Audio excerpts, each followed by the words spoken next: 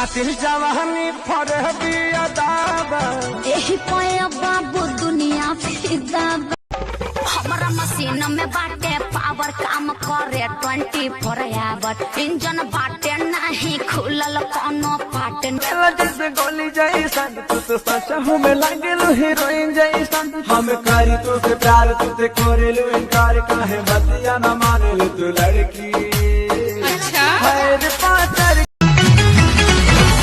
बहुत खता बदनवा सैया रोबता खजाना पलम लुधियाना से आ जाना बहुत खता बदनवा सैया उमर बाबीस पानी लेबे तो ना किस नहीं खुबा जावा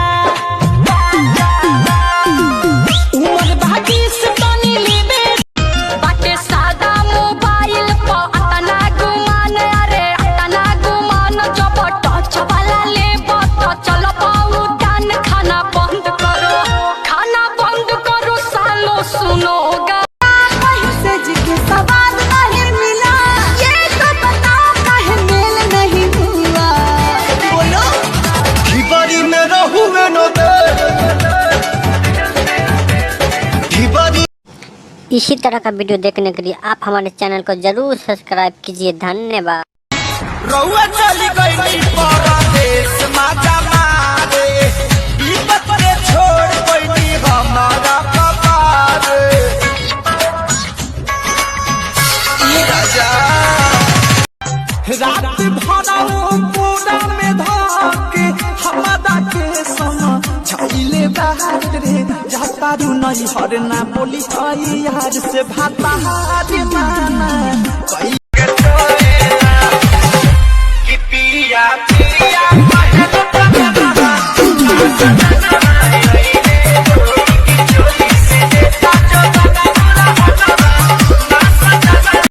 कौन विटामिन खाले दिन पर दिन चिकन आले तो एक पर कोमर हो की तरजुई के पाला रहे डोले धीरे धीरे वो ऊपर चले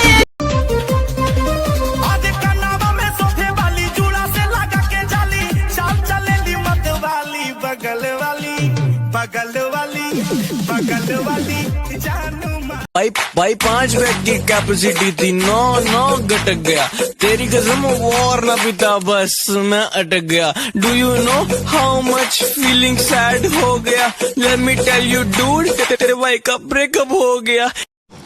इसी तरह का वीडियो देखने के लिए आप हमारे चैनल को जरूर सब्सक्राइब कीजिए। धन्यवाद।